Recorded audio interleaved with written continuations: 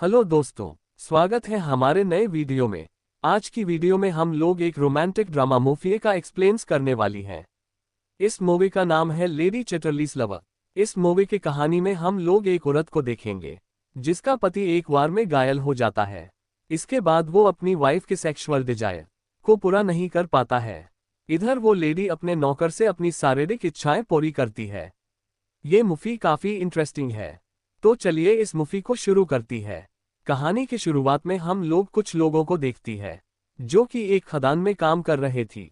तभी यहाँ पर एक जोरदार धमाका होता है। उसी वक्त हम लोग एक ओलिवर नाम के आदमी को बाहर देखती है जो कि खदान में फंसे हुए लोगों की मदद करने के लिए दौड़ता है, पर वो उन्हें बाहर निकालता है। लेकिन इनमें से एक आदमी की मौत हो जाती है। इसकी डेड बॉडी को घर पहुंचाया जाता है। यहाँ इसकी वाइफ उसकी बॉडी को देखकर बहुत रोती है। वहीं दूसरी ओर हम लोग शहर में एक पार्टी होते हुए देखती है। यहाँ पर हम लोग कोनी नाम की एक ब्यूटीफुल लड़की को देखती है। तभी उसके पास एक आदमी आता है जिसका नाम क्लिफर्ड था, जो कि काफी अमीर होता है। ये लोग आपस में बातें करती है। बातें करते ही भी ये लोग आपस में एक दूसरे से इम्प्रेस हो जाती है। ये लोग साथ में डांस भी करती है। लेकिन कोनी के दोस्त डंकन को ये सब पसंद नहीं आता है, क्योंकि यह लोग आपस में बहुत खुश लग रहे थी और डंकन कोनी को पसंद करता था। लेकिन कुछ ही दिनों के बाद ये दोनों शादी कर लेती हैं। शादी करते हुए ये लोग वादा करती है कि यह लोग हमेशा एक दूसरे के लिए वफादार रहेंगी और कभी भी एक दूसरे के साथ नहीं छोड़ेंगी। ये लोग शादी के बाद बहुत खुश थे। क्लिफर्ड एक आर्मी ऑफिसर होता है, इसलिए उसे अगले ही दिन जंग के लिए जाना पड़ता है। लेकिन जंग के दौरान क्लिफर्ड बुरे तरीके से घायल हो जाता है। इसके बाद उसे वापस घर भेज दिया जाता है। आज क्लिफर्ड आने वाला है और सारे लोग उसके आने को लेकर बहुत खुश हैं।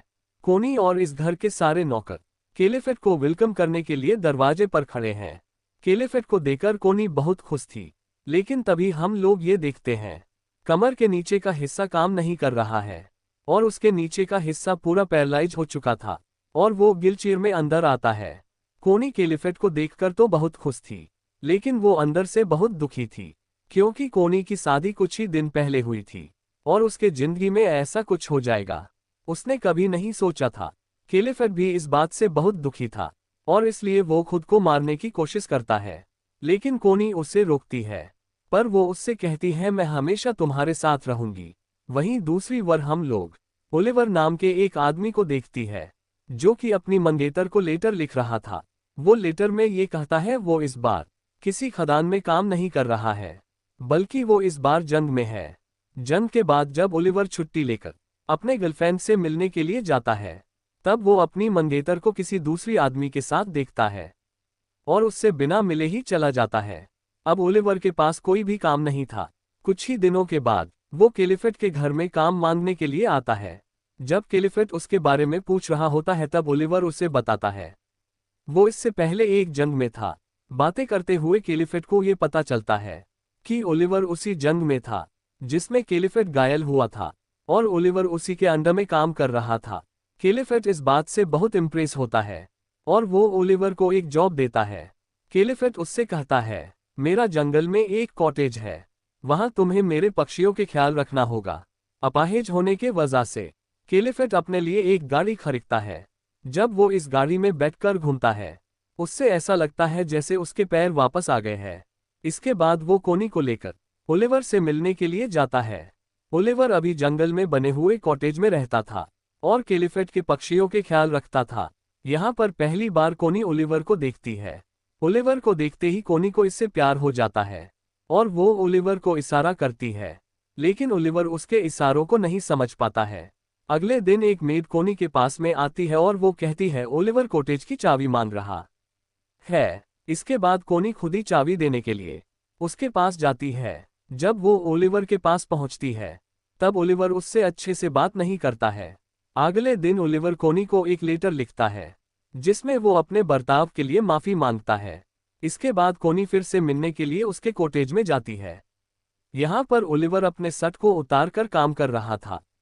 जब कोनी उसके जिस्म को देखती है, तब वो उसके तरफ और भी अट्रैक्ट हो जाती है। ओलिवर को देखकर कोनी खुद पर कंट्रोल नहीं कर पा रही थी और उसके तन बदन में आग लग जाती है। इसके बाद वो ओलिवर के पास जाने की सोचती है, लेकिन तभी ओलिवर भी उसे देख लेता है और वो अपने शर्ट वापस पहन लेता है क्योंकि कोनी उसके बॉस की वाइफ थी और वो उसके बहुत इज्जत करता था। कोनी को ये जगह बहुत पसंद आती है और वो ओलिवर से कहती है, मैं यहाँ रोज पेंटिंग करने के लिए आऊंगी। तब ओलिवर कोनी से ये कहता है, मैं आपके लिए इस जगह को साफ कर दूंगा और मैं किसी दूसरी जगह पर चला जाऊंगा। तब कोनी कहती है, तुम्हें कहीं भी जाने की जरूरत नहीं है और तुम हमेशा मुझसे क्यों भागते हो। यहाँ पर कोनी ओलिवर से गुस्सा हो जाती है और वो गुस्से में यहाँ से जाने लगती है, लेकिन तभी यहाँ पर जोरों से बारिश होती है। कोनी ओलिवर के कोटीज में आती है। यहाँ पर ओलिवर आग जलाता है और आग के जरिए ये लोग हाथों को गर्म करती है, लेकिन जैसे ही कोनी ओलिवर के करीब आती है, ओलिवर यहाँ से उठ जाता है क्योंकि वो कोनी के इरादे जान चुका था। कोनी फिर से उससे यह पूछती है, तुम मुझसे दूर क्यों भाग रहे हो। तब ओलिवर कहता है, मैं तुमसे दूर नहीं भाग रहा हूं, लेकिन मुझे ये डर है कि अगर कैलिफेट को हम दोनों के बारे में पता चला तब वो मुझे जॉब से निकाल देगा। ओलिवर के इन बातों को सुनकर कोनी को थोड़ा बुरा फील होता है और वो यहाँ से उठकर अपने घर चली जाती है। एक बार जब कोनी कैलिफेट के साथ में घूम रही होती है, तब कोनी उससे कहती है, मुझे इस बात का बहुत अफसोस है कि हमारा कोई बच्चा नहीं है। कैलिफेट उससे कहता है, मैं अपने सरा को ठीक करने की बहुत कोशिश कर रहा हूँ। वही इधर हम लोग कैलिफेट को इसके सरा में करेंट देते हुए देखती है, क्योंकि वो अपने सरा को जल्दी ठीक करना चाहता था, इसलिए वो सारे दर्द बर्दाश्त करने के लिए रेडी था। कैलिफेट दर्द से बहुत चिल्लाता है। जब कोनी कैलिफेट के चिल्लाने की आवाज सुनती है, तब उससे रहा नहीं जाता है और वो कैलिफेट को ऐसा करने से रोकती है। कैलिफेट अब अपने काम में नाकाम हो चुका था, इसलिए वो अब कोनी के सामने रोने लगता है।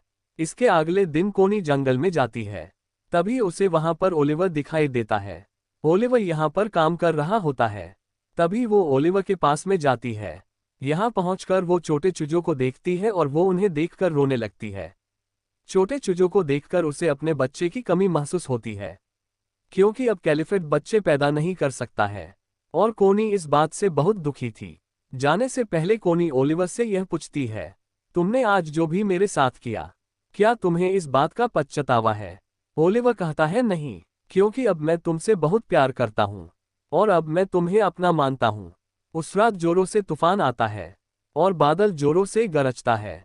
इधर अपने कोटीज में बैठकर ओलिवर कोनी को बहुत याद कर रहा था, इसलिए वो यहाँ ड्रिंक करता है। ऐसे मौसम को देखकर कोनी भी उठ जाती है और उसे ओलिवर की बहुत याद आने लगती है, क्योंकि उसे भी रात में नींद नहीं आ रही थी। वो खिड़की से ओलिवर के कोटीज की रोशनी को देखती है। इसके बाद वो खुद को नहीं रोक पाती है और दौड़ते हुए वो ओलिवर के पास पहुंच जाती है। लेकिन तभी हम लोग ये देखती है, कोनी को ओलिवर के पास में जाते हुए उनकी एक मेड देख लेती है।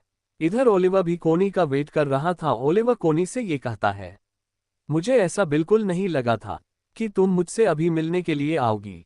कोनी उससे कहती है, मैं तुमसे बहुत प्यार करती हूँ और मैं तुम्हें कभी भी अकेला नहीं छोड़ूंगी।